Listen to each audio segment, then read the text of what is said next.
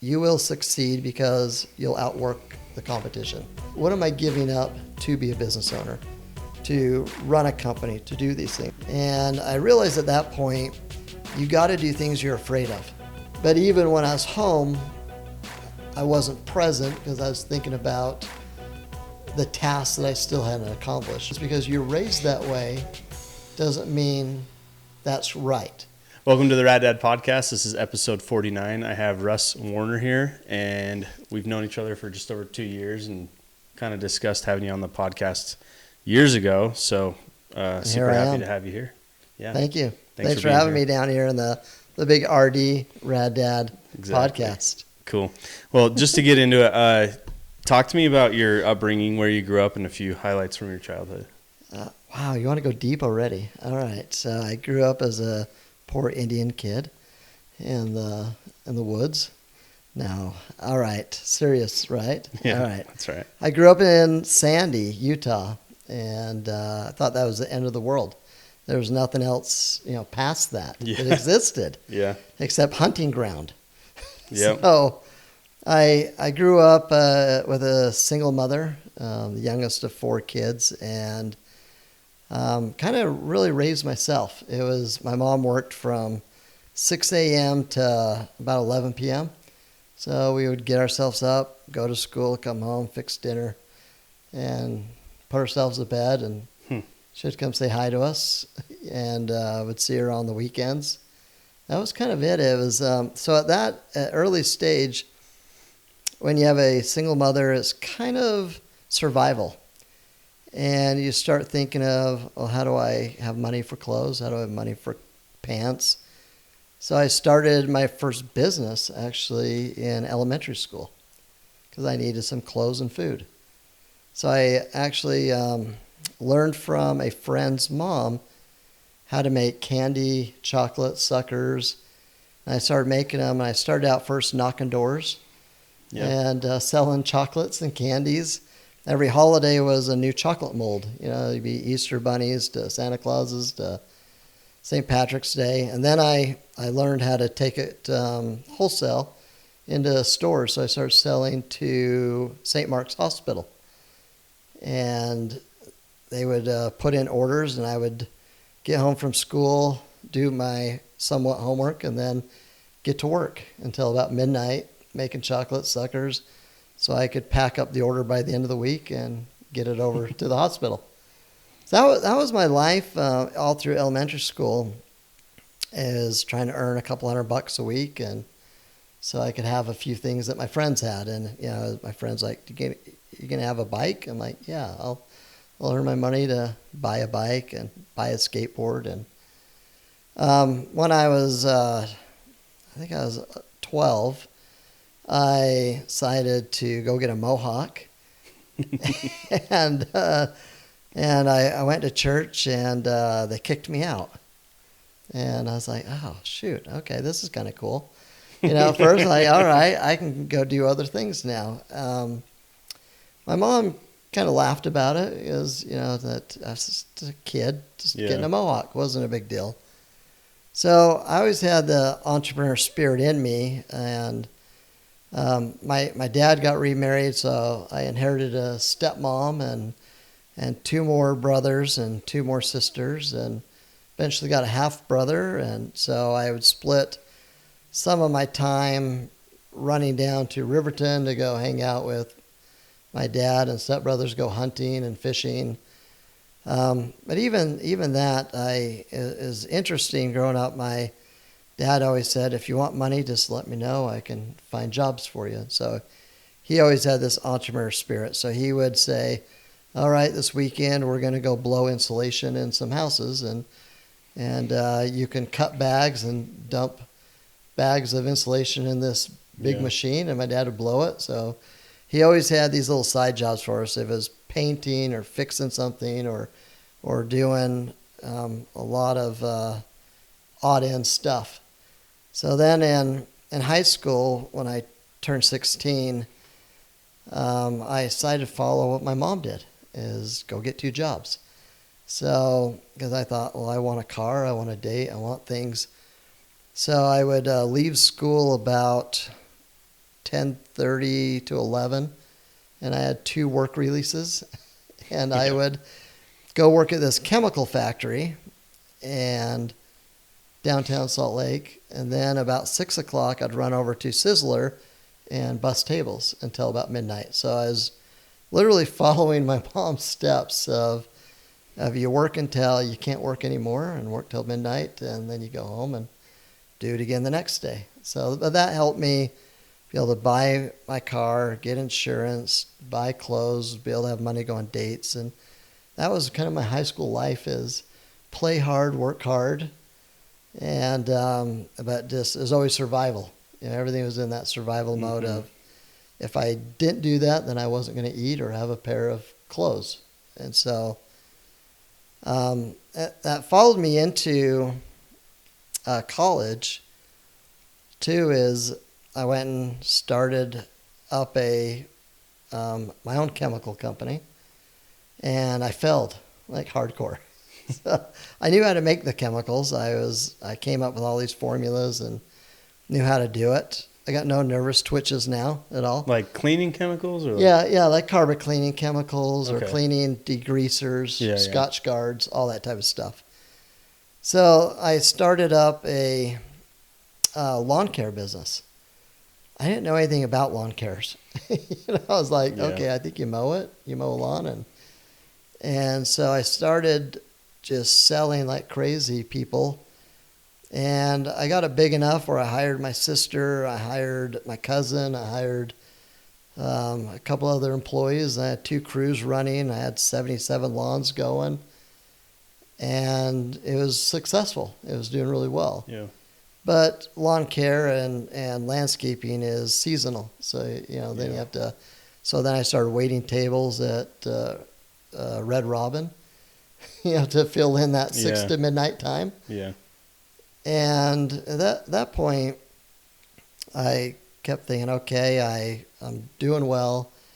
So I lived with my mom. So let me go back. I lived with my mom till my senior year in high school. Then she kicked me out of the house. So I was living in an apartment. During your senior year? Yeah. Okay. Yeah, so I finished high school in an apartment, and then went on a church mission, left from this apartment. When I got home, I didn't know where I was going to live. My dad said, hey, you can come live here. So I went down there, and then he kicked me out. Okay. So at that point, I decided, well, I'll just go buy my own house and make my own rules and do whatever I want to do. So I did. I bought a house, and that's when I decided to drop out of college. I'm like, okay, you make a house payment or you go to college. I can't really do both. Right. And work, so. Yeah. So I was always a bad student, and with school, what always drove me crazy is school would always say, hey, if you ask your neighbor for the answer, it's called cheating. But in business, that's called teamwork. So I was always conflicted all the time. Like, no, I want to find the answer as quickly as possible. I believe in teamwork. I believe in asking other people. For me, that's one of the biggest flaws of school, is not allowing people to find the answers any way they want.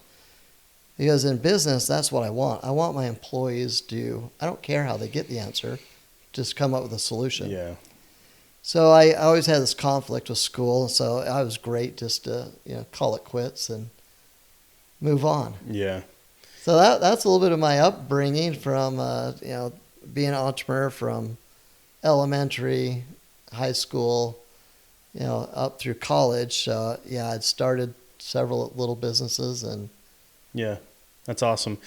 A lot of people, they have to be, I guess, taught hard work, right? It sounds like you learned it from necessity. Did you, in your young age, did you realize you're a hard worker, or was it just like, this is the norm? And I was always a delegator in it. I think always a hard worker, but from a young age, I ran into one of the kids in the neighborhood, and he goes, "Oh my gosh, Russ, I need to remind you how you were."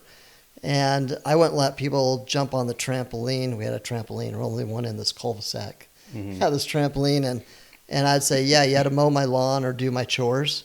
And so that was how I got all my chores done, was allowing people then they give me something, I give them something. yeah. And so I was always this delegator of chores to even the lawn care. I never really mowed the lawns myself.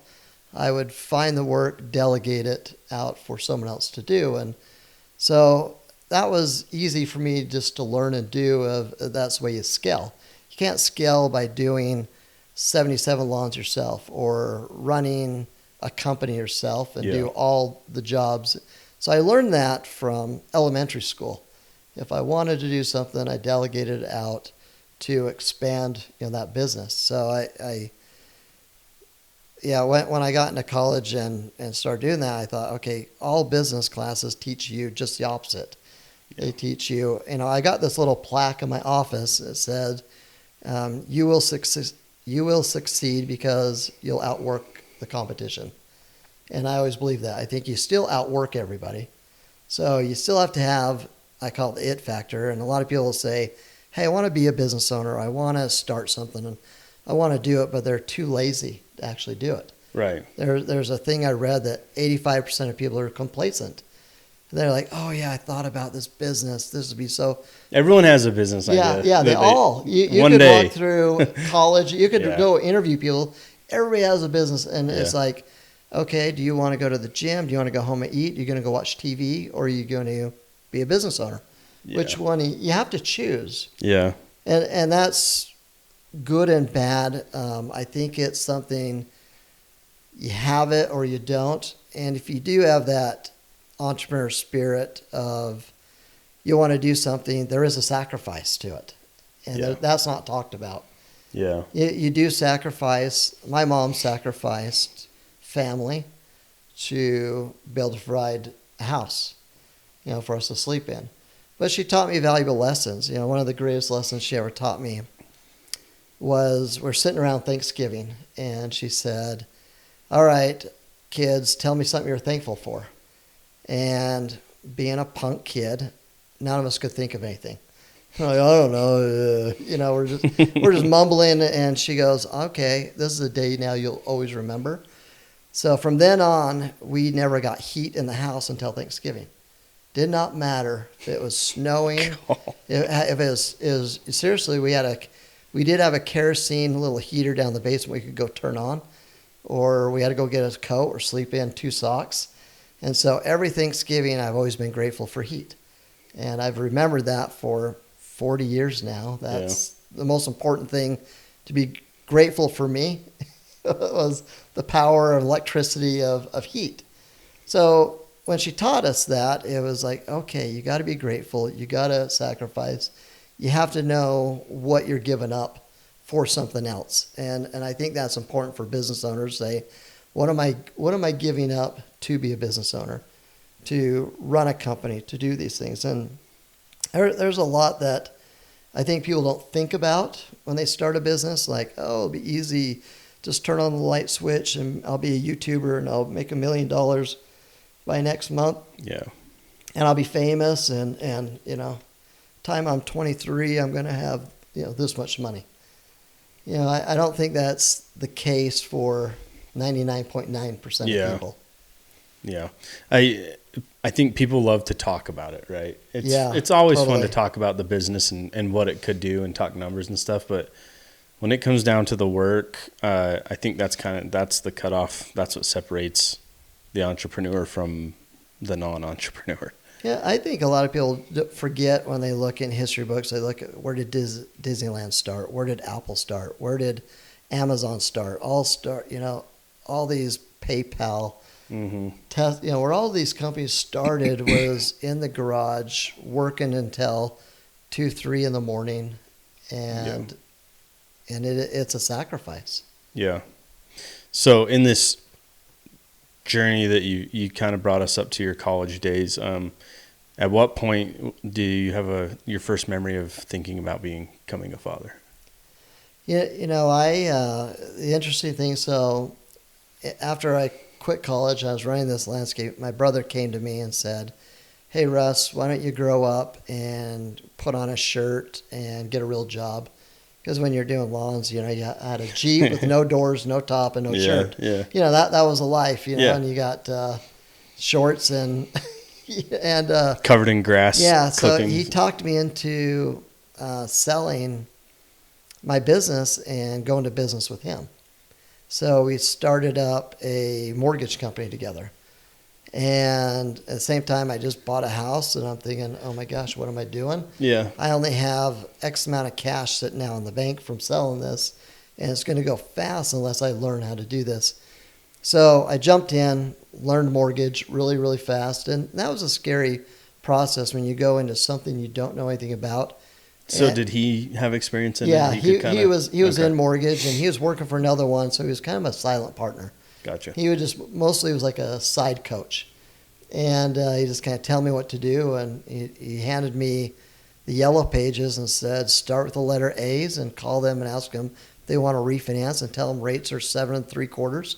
So I did. I'm like, okay, I opened up the yellow, the white pages, and I started with A's and hey Anderson, rates are 7 3/4. We'd like to refinance. And I remember this lady named Sue. She goes, yes. And I got all scared, and my face went hot. My hair was standing up, and I hung up on her. And I was like, that was so scary. And I went home like, what was I scared about? She could say no or yes. So I went back and I got really good at just calling people. And I realized at that point, you got to do things you're afraid of. And I started tackling everything I was afraid of, if it be, calling people, standing up on a stage, doing a podcast, whatever it took. I'm like, okay, what am I afraid of? I'm just going to go learn it. And so I started up this mortgage company. Was doing really, really well. Hired a couple of my high school friends. And I was working till midnight, 1 a.m. every day. And my brother went and found my wife, actually, and named Sarah, and talked her into getting in his car with him from this other mortgage company, drove her over to my house, dropped her off, says, hey, you need to work for my brother, and drove away. So I was living that single life of not really caring. I had a house with, I didn't even have blinds on the house, because I'm like, why? So I had my sunglasses on in the house. Cool. I had 2 desks in the family room in front of the fireplace.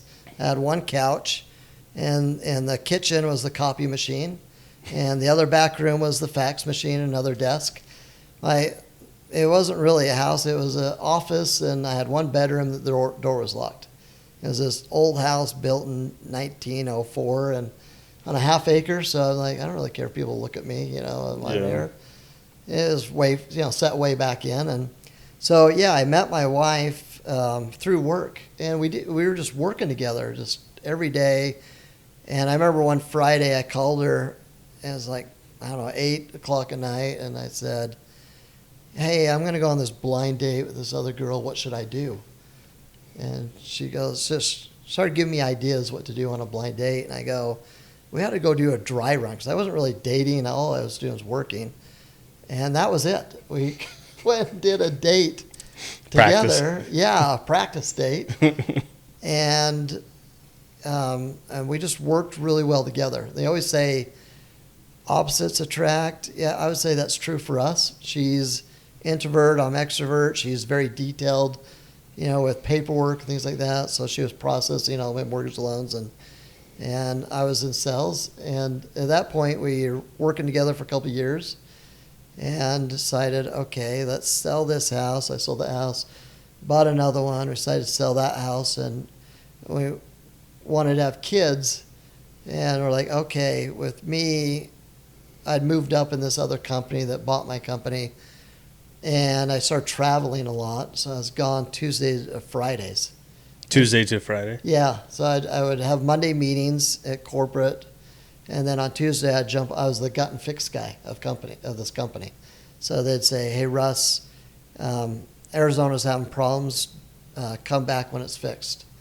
So I'd have to go in there and say, okay, I'm going to fire everybody. If you saw me, it wasn't a good thing. And then I would basically be there until I replaced myself in all positions, from hiring a new manager to ops to underwriters to salespeople. Mm-hmm. And so my wife said, okay, we're going to have kids.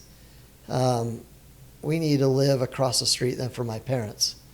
So we built a house in Alpine right across from my in-laws, and for convenience and help, with having kids, which made a lot of sense for us and the help while I was trying to live that corporate dream of, I always go back to, from an entrepreneur side, building someone else's dream, someone else's company. But that's what I signed up for to do. And it gave me a lot of lessons on someone else's, time. Yeah. And I always say it was probably the best education I could ever have. And when you work for somebody else and they give you that rope to fix and do and come up with ideas, and you become the guy that runs it, man, it's the best schooling you could ever get. So, yeah, I started bringing kids into our life, and I wasn't present. And that didn't come till years later when I realized that. When I was a weekend dad is what I became. And you tell your family and you tell yourself, you tell everyone else, well, you're doing it for them. You're doing this for your family. There's lots of other people on this plane, doing the same thing. Everybody's traveling, business guys, this is what we do. But even when I was home, I wasn't present because I was thinking about the tasks that I still hadn't accomplished, or the pressure of a boss saying it's not enough. One time even my boss told me, I go, I'm doing everything. He goes, well, how many hands do you have? I go, 2. He goes, then use your other one. And I'm like, okay, I'm already working till midnight, 2 a.m. And he wanted me to work harder and use my other hand.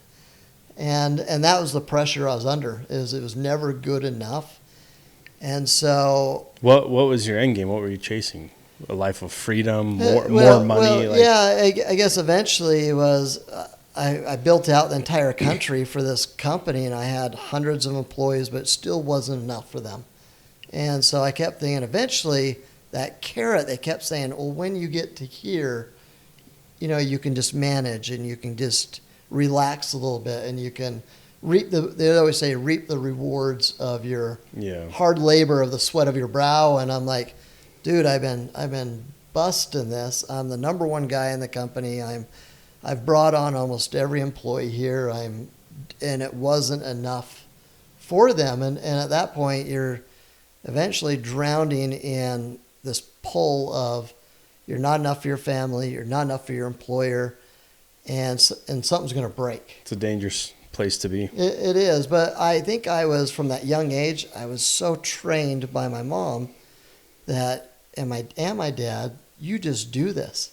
You don't complain. You just shut up and do the work, and you don't end it until you finish the job. That was, when my dad would say, no, you don't leave a job undone. You don't stop until the job's done. My mom was the same.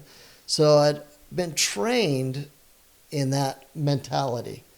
And when you get married, you realize, okay, the way I was raised and the way she was raised sometimes don't gel. Then you're like, oh, how do we raise our kids? Because this is how I was raised and that's how you're raised. Which one's right? Yeah. Do we give everything to our kids? Do we not give to our kids? What do we give in a marriage? Where's that coaching? And I think therapy probably in the beginning of the marriage would have been really good to say, Russ, you kind of been brainwashed. That's not the way the world works. Just because you're raised that way doesn't mean that's right. And I think you learn that later on in life, like, okay, there is good that I learned from it, but there's really bad I learned from how you're raised. And so I think when everybody gets raised or they get married, they have to decide, okay, how do you want to be, not how you're told to be. And then how do you raise kids? How should they be? What support do you give them? And how much is too much? How much is not enough? And it's a fine line. I mean, I'm still raising kids, and you're always wondering, did I mess up? Did I do it right? Did I do it wrong? Is there things I could have changed or done different? Right. And I think my parents always wanted my life to be better than theirs. And now I understand that. I want my kids' life to be better than mine. And I'm hoping one day they'll look at it saying, I want my kids better than me. And, keep passing that forward. But I think the open communication, I think, is important. And the older you get, you go through your 20s and 30s, and you want to be the success. You want to feel it. But in me, it was still always needing the safety of no safety net. It was survival. Even my mind today is always racing, still in survival mode. And I don't know how to ever shut survival mode off, but that's also what drives me really hard as an entrepreneur. Yeah. And starting companies and doing it is that relentless. You don't quit. You don't give up. You don't shut down a business because someone tells you to. You don't take no. And I learned this great quote from somebody just recently. It said, if they say no to you today, doesn't mean no tomorrow. And I'm like, oh, yeah, that's right. So if I'm trying to sell a product to a store and they say no, I'm like, okay, I'll be back tomorrow. See if tomorrow's a better day for you. Yeah. You might want it tomorrow, but I don't take the no. I'm like, okay, it's just not timing right now. It's not the right fit today. And that's what keeps my drive going, is not like, oh, I'm going to give up on that. I'm going to stop, or I don't know how to do something. One of my other companies I had in college is I started a mobile app gaming company. And I did that a little bit through when the first iPhone came out. I was like, oh, that's really cool. There's apps on here. How are they made? And I didn't just say, oh, that would be really cool to have one. I'm like, no, I'm going to make one. Yeah. And so I found this guy, and he says, hey, for $1,000, I'll teach you how to make mobile apps. I'm like, done. Here's $1,000. Teach me what you do and how you do it. And that was my thoughts. Even in the early 90s, when websites were like, you didn't even know, there was no Google yet. So I grew up in an era where I didn't know what a website was or what the internet was. Mm-hmm. My brother's trying to explain it to me. He's like, oh, Russ, you can just look up stuff. I'm like, well, what would I ever want to look up? I don't need to look up anything. And it was going right over my head. I'm like, I don't understand. Yeah. And it took me a while. And he goes, hey, Russ, there's this class that teaches you how to make websites. He goes, why don't you come with me and let's go look at it. And this is 95, 96, maybe 96, 97. I'm like, okay, whatever. So we go to this class, and it's like $5,000. Take this class of how to build a website. But the first day was free. So we're like, hey, we can go do the first day. So we show up, and the guy shows me where the code is. He kind of right-clicked on this website, and he showed me. I'm like, oh, my gosh. I never went back after lunch after he showed that to me. So I went back, hurry, and built a couple different websites. I was just taking code from the 10 coolest websites I could find and smash it in and see what happened. I'm like, oh, no, I didn't want that. And then smash in. I'm trying to read it like, okay, what does that mean? Oh, pictures, JPEG. Okay, add a picture there. And I built these websites, and I started doing business off of them. And then I was like, okay, how do you do paid ads? And I started putting my website on all these random, because there's no Google yet. It was called like WhatsApp and 7Find and Web Crawler. There's like 20 different search engines at this time. And it's costing me like 3 cents to be on the first page, number one. and so I'm at my most expensive is like 11 cents. Like, oh my gosh, this one's going to kill me. I was used to the penny to 3 cent ones. And every time I got 5, 7 cents, and then I hit a double digit term word, I'm like, oh, it's getting so competitive. I go, I can't stand. I'm paying double digit, for ads. Yeah. So, but that was the same thing. I just said, hey, I want to learn. I'm not going to say I don't know how. That's not my vocabulary. Is you never say the words, well, I don't know how to do that. Okay, pause, stop, then go do it. I think it's raising kids, running a business, being a husband. Eventually, you're going to make mistakes on everything, but then you just have to say, okay, instead of me getting upset that I'm wrong, on something like, okay, is there a better way? Let's go look for a better way. Let's look for a better solution. Mm-hmm. Yeah. So I think my philosophy is just keep running. And when you hit a wall, say, okay, how do I get over it, get through it, get around it? And instead of just saying, I'm going to give up. So, I've been married now 25 years, and I would say you don't just say, oh, let's call it quits because we had an argument or a disagreement, or let's just give up the kids because we're tired of them. Because they're a pain in the butt. So let's just get rid of them then. I don't think that's that's not what you're ever going to say or do. So I think that's with everything.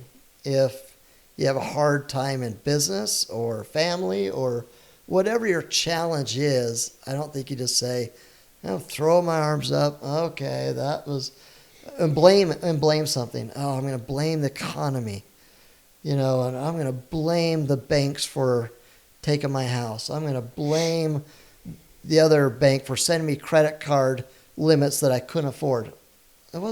You're the one that took it. I always say it's still your fault if you did something that damaged, no one forced you. No one forced you to buy a house. No one forced you to go spend on a credit card. No one even forced you to eat today. You could go a day without eating and it'd be fine. I've done it plenty of times. No one forced you to drink that soda. You could have drank the water. No one forced you to not exercise. And I think that is, for me, the philosophy of life is take whatever you want to do.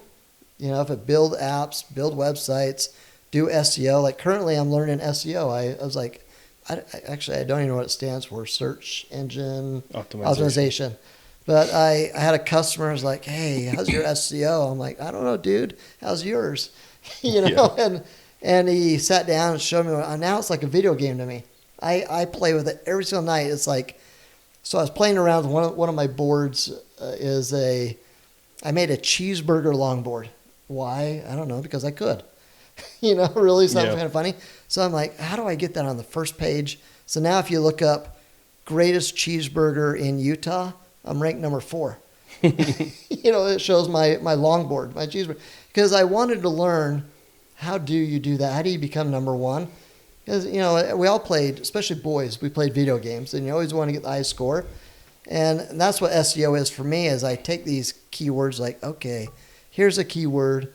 I'm going to figure out what Google's looking for to make it number 1. I'm going to look at all my competitors.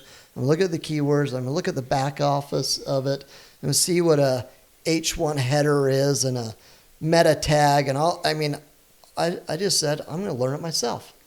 And then I'm doing it, and I feel like I'm doing a pretty darn good job just doing SEO. I could say I'm a SEO guy. Yeah. And I love it because now I know how to do it. And I think that's with every business, from ghost boards to making apps to, my first app I ever made was for my kids. It was called Billy Booger.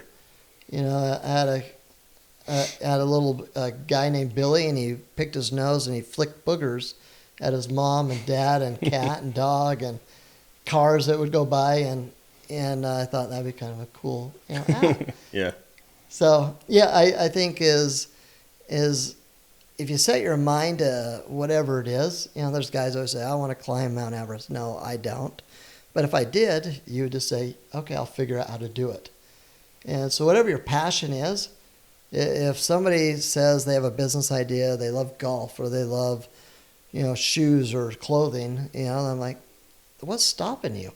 Especially today, the world is your oyster of networking. Yeah. And I could say to most people, your biggest thing is all the people around you. Find cheerleaders, find friends, coworkers. I think you become like the people you hang out with. So if you hear that all the time. If you hang out with the guys that are druggies, you become a druggie. If you hang out with other CEOs, you'll probably become a CEO. And I think that's what, for me, is always find people smarter than you. So anytime I hire people, I'm like, no, I'm just going to hire someone smarter than me, because if I hire someone dumber than me, it makes me dumber. So you just always find smarter people than you. And, so being a dad and a business owner, I think are super hard. It's something I do therapy because I've always chose work and entrepreneurship over my family. And I have gone to therapy with my kids over it because they said, you love Go Sports more than you love us. They've said those words. And so they made me a promise last year that I would go on vacation with them and I would not bring work with me. So I did not bring a longboard with me, and that was the first time. And that was hard for me, but it was my addiction. Work has been this addiction for me. People are like, what's your hobbies? I'm like, I don't know, work? What else? What else would it be? Yeah. And so I think there's a lot of young people out there that are in the situation you were in at a young age that have that drive and they want to work hard, and they're also becoming fathers. Yeah. What advice would you give them, to have quote unquote balance? It's something I'm probably not the best example. I'm still trying to learn it. How to put the phone down, how to go home and say, oh my gosh, there's some emails I haven't answered that may have to wait till tomorrow. I'm still trying to figure that one out myself. Did your wife ever call you out on it? Oh, almost every day, Yeah. almost still today, and Yeah. it's something I'm still working on with my kids. Is like she'll say, "All right, you're here at Thanksgiving, but you're really not here. I can always see it in your mind. You're always thinking about something else." And so my advice to others is try, if you need a therapist, if you need a friend, you need to be called out, is be called out on it, is try to be present. And that's something that I'm preaching to myself right now of I'm not always present. And it's something I got to always figure out how to do. How do you go to dinner and be present with your kids and your wife and your family? How do you go to Thanksgiving? How do you go to Christmas? How do you, even on Saturday or a Sunday, you not think about, okay, when can I get back on my computer? Yeah. When can I get something done that I want to get done or need to get? You tell yourself it's actually a need, but it's really just a want. Or can you ever turn off thinking about one more business idea? One more company to do? Because I do. I mean, even today I've got probably 10 balls in the air with other businesses that people ask me to help them with, and I've got them all. Do you have a hard time saying no? Absolutely, I can't say no. It's something. I mean, I'm helping out with a aquaponics company right now, with a blind company right now. I'm helping out with a new technology app right now for somebody else that just asked me. I met with just the other day. I've got all these. Another one is open up a wellness center with another friend. That ball is in the air, waiting for some funding for it.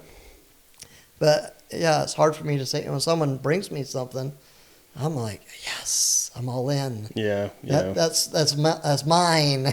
Like whoa. Yeah. And then I've just had a daughter that got married. And I'm thinking, okay, wait, I got to make sure I'm always there, still for her and her husband, and for my other two kids, and for my wife and her needs. And the good of my wife, she's been supportive with me with all my businesses. She's always worked with me if she's doing payroll or HR or meeting with attorneys or meeting with, like legal, and she always meets with our accountant all the time, half the time without me, and make sure our books are clean. And so she's always been super supportive in knowing who I am more than I think I know who I am by myself. And I think it's easier for people on the outside who say, okay, I think I understand you and you don't understand yourself. And I think that's me, as I'm still trying to learn who I am from that separation of being a kid, how I was raised, to thinking I was doing something right, raising my own kids and being a husband, But they do know that I don't give up on anything. So I'll never give up on them. I'll never give up on my wife. I'll never give up on the fight of making it work, even though I may be doing it wrong. And I think as you learn how to communicate, as the older they get, and the young adults, that they can call you out. And I think that's great, especially for guys. I think we actually have to be told exact. Yeah. You know, we don't need to be beat around the bush like, hey, do you think you know, like, just tell me, do you want the lights on or lights off? Do you want me to wear the blue shirt or the white one? Just don't say, I don't know about that shirt. Okay, what one do you want me to wear? Yeah. You know, and I think my kids and wife are learning that with me, is you just got to call me out, because I'm probably not aware that I'm not present. I'm not aware that I just did something to hurt someone's feelings. I'm not aware. And I think that's my personality, is I'm just oblivious to, I like bluntness and don't hold back and say, okay, just shut up now. So with all the work pressure, running multiple businesses, kids, being a husband, how do you deal with your mental health? You know, I don't tell me you just go to work. Yeah, I think I just go. I knew it. I think if you just go to work, you forget about everything. Yeah, well, it doesn't go away. It just goes away for a little bit. Yeah, the busier you keep yourself, the less you think about it. You know, and then I lie to myself all the time on that, because I'm like, hey, I started a skateboard company so I could exercise. Well, then you get so busy you never even get out to go riding. Yeah. You know, so I could tell people the fake answer. Oh yeah, I go ride every day. No, I don't, man. When it's 10 degrees outside, I don't. You know, or there'll be days I come home and I do touch a board almost every day or try if it's a decent weather. But there's days I come home from work, I'm like, okay, I got to go take the dog for a run, and I'm so lazy I go jump on the electric one. You know, I get a finger workout, a thumb workout, but I don't get the leg workout. You know, I say, oh, I kind of squatted. I bent my knees. Yeah. You know, and so that balance for me is still trying to figure out the lie that I tell myself to what my true love is, but how do I balance my life? I don't know if I'm there yet. I don't know if I've learned how to balance how to do it. And I'm actually always trying to learn from others. Like, I'll see other people all the time. Like, how do you do that? Mm-hmm. How do you go do something for you or for your health and not it be related to work? You know, because I sometimes will always find a way to relate whatever I'm doing into work. Yeah. And so that's a hard one. It's I'm hoping I figure it out before I die. Yeah. You know, I try asking my dad. You know, he's 90 now, and try to get advice from him, because I do believe he was a workaholic, but also I don't want on my tombstone, you know, rest in peace, Russ Warner. He was a hard worker. I don't think that's what I want. I want to, you know, make a difference in people's lives.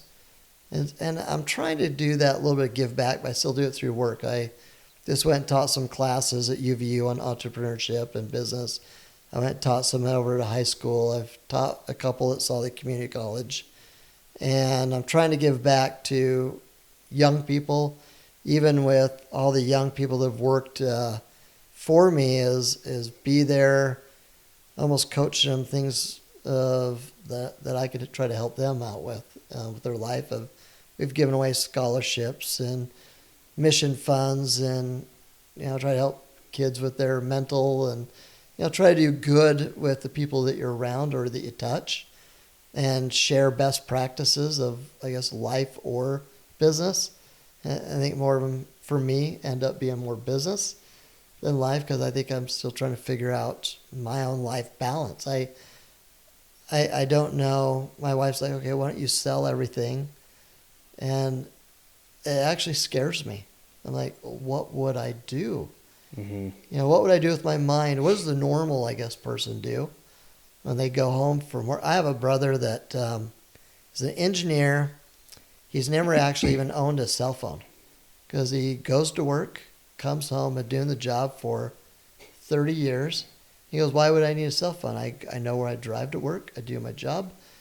I bring a lunch. I eat. I come home to my family.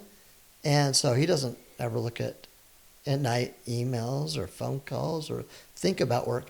And I do get pounded. One of my last employers in mortgage, he said to me, I told you about the one says use your other hand. This other one, I guess I'm just vulnerable to abuse or whatever that you want to call that.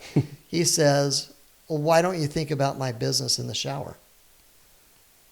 And because he got really mad at me. We were got in this argument because he goes, well, what are you thinking about when you're in the shower? I'm like, well, that's kind of personal, but he goes, you're not thinking about my business. You're thinking about what you want to do for your business or what you want to do for yours. And I said, yeah, you're right.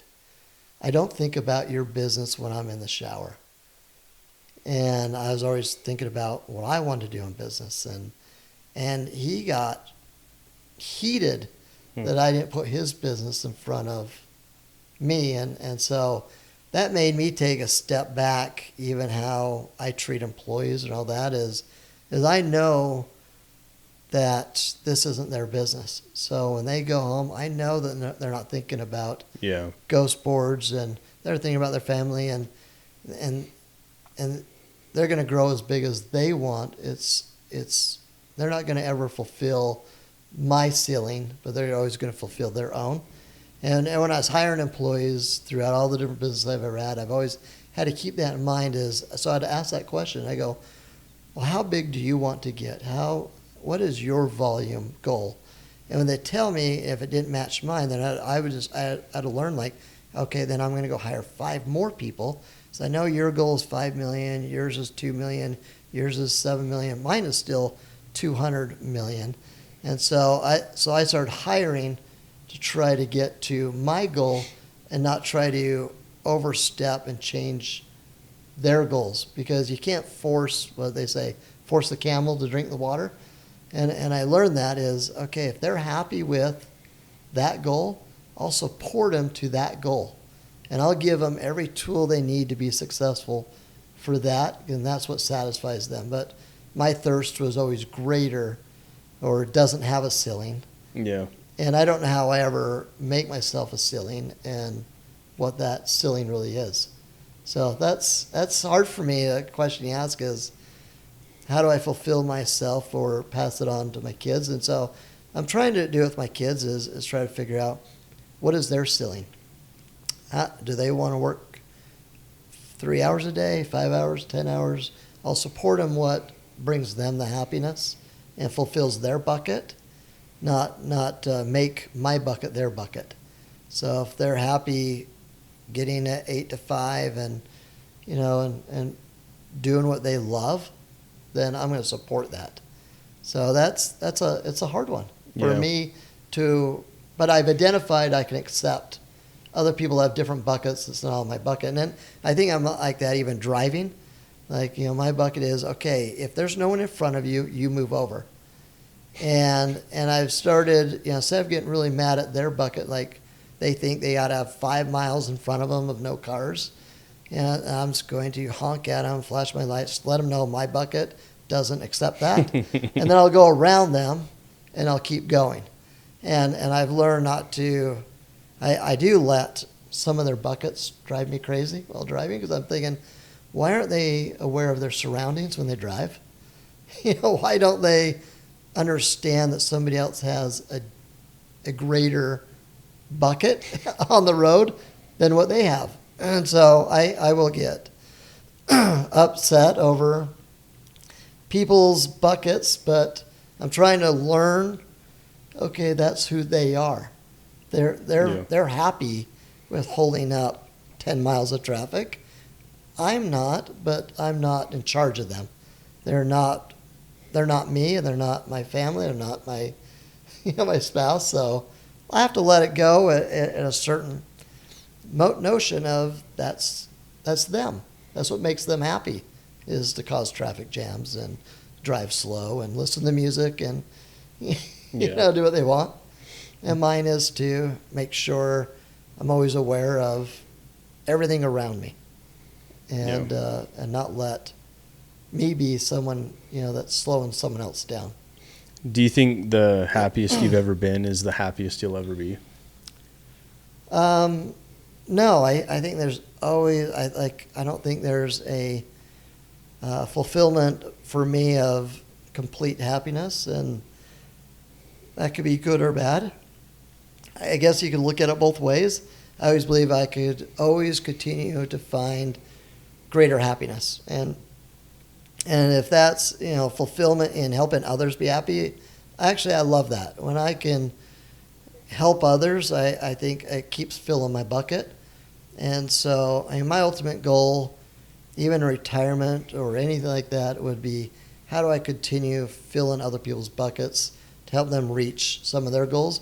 And I don't know if I have a cap on mine, or if there is a ultimate happiness says, oh yeah, it's not even money. Even if you gave me $1 billion sitting in my bank account, I don't know if that would wet my whistle to be able to say, oh, guess what? I can go create more happiness. That wouldn't fulfill my bucket. Yeah. I don't know if I helped out a million people, that would still fulfill my completeness. Well, it's not like you get to that point and then just call it quits. Yeah, but I think there's people that do that. They go retire, they go sit at their house, they got $5 million sitting in the bank, and they don't want to participate in anything. Help anyone. There could be a starving person out on the curb, and they're just going to walk right past them. I don't think I could do that, because I guess I thrive off on always how do you make more happiness. And I don't know if that's bad for me or good for me that I don't see an end in finding it. Yeah. Real quick, let's get into just give me the quick rundown on what is Ghost Longboards. Look, we brought one here. So, yeah, look, we can hold it up. So this is my stained glass Ghost board right here. This one's heavy. Yeah, this one's a little bit thicker, heavier. It's got glass inside there, so it's a little bit. So the beauty of Ghost boards is also I didn't want to put limits on what we did. A lot of product or longboards or any business, so a little bit of the philosophy of Ghost boards. One was, how do you create something that's outside the box? How do you create something that's also endless? Kind of like my personality or my thought process. Like Ghost boards is endless. You can pick any shape, any size, any color, anything inside of it, anything outside of it. LEDs, money inside of it, goldfish crackers. You want, it doesn't really matter. Any color wheel, any color truck. I wanted people to give them that large imagination that I have of endless, like no ceiling for them. So like we just did a board for Pizza Hut, and the board is the shape of the roof of the Pizza Hut building, which is a weird shape. It's a red one, right? Yeah, it's a red one, yeah. And it's kind of like, it looks like a triangle type, like a top hat almost. Yeah. We've made one the shape of sharks, and we've made boards the shape of Coca-Cola bottles, to anything that people could come up with. And that was just my imagination. I was like, what can you do? But also I believe one of my philosophies in business is my favorite book called Raving Fans by Ken Blanchard. And what that story is if you create raving fans, like for example, someone says, go to a restaurant and the waiter says, hey, how was your food? How do you answer that? Good. Good. Yeah. That means you failed. That means they failed. If the answer is good, fine, that means you weren't a raving fan. What a raving fan is, if you ever been somewhere where you loved it so much, you had to take a picture of where you're at, you had to go share it with your friends, and then you go bring people back there. And so Ghost Boards was all about creating raving fans. It's not, like, I don't do any really marketing. A lot of people say, oh my gosh, how much do you spend on Google? Well, it's $500 a month. Yeah. That's what I spend. And but if you create raving fans, everyone your customers, they go share it with the world, and they do videos. It's they the tell ultimate their friends. marketing. It is the ultimate marketing when you create Yeah. raving fans. So that's always been my product idea of you be proud of what you make, and it was built for me because I handpicked the wheels, the trucks, the bearings, the everything I wanted, and then said, okay, I've got the coolest board now in the world. I'm now going to share it with everyone else, and then I want you to share it with everybody else. And that's been my philosophy. If all businesses were done that way, yeah, I mean, can you imagine, how great products would be? Yeah. I just bought a new house, and I'm thinking, okay, there's so many things I'm so disappointed in. I know the builder would not do this to his own personal house, which that's a flaw. If he wouldn't live in this house, then why is he selling it? Because like the first thing, like I got a big Chevy diesel truck. I know the builder has a truck because I've seen it. Well, my truck won't even fit in the garage. So why would he sell a house that he personally can't park his truck in? It makes no sense to me except he's selfish, greedy, that he's cheap. He wanted to just sell a piece of crap and move on to the next, and it was about money for him versus putting out a good product. And those type of things really bug me. Like if you're going to be an air conditioning guy, you only put the best air conditioners in. If you're a flooring guy, don't just do a crappy job. Do exactly how you would want the floor to look. If you're a painter, use the best paint. Tell them why. Tell your customers, this is what I use in my house. What I was saying is, I think when you put out a product, you got to love it. And if you love whatever you make, whatever your service is, whatever product that you ever make, whatever business you do, first use it yourself. Be your own raving fan. Second is let people know why and what your purpose was of it and why you do it, and tell them your story, and people will fall in love with your story and your product, and because you're using it yourself. So don't start up a company that's nothing that you're going to touch or use or eat or smell or use. Yeah. I mean, you use your own product here, and so you'll tell people, this is why I use this. Right. This is why I picked this, and feel like, okay, then that's what I want to buy. Yeah. So I think that's important. And so back with family, I think it's the same thing as if you're honest with your family, you're honest with your kids, you're honest with yourself first. And I think that's the hardest one, is look in the mirror and say, who am I? What do I believe in? Can also your family accept who you currently are and then help you strive to be better? I don't think you should ever go in a relationship and say, I'm going to change her or him. I'm going to change my spouse. Well, then they're not who they are. You're telling them you're not allowed to be loud. You're not allowed to laugh. You're not allowed to be funny. And then what do they become? Just your robot? Yeah. You fell in love with them because of their sense of humor, their laugh, their size, their shape, to whatever they are.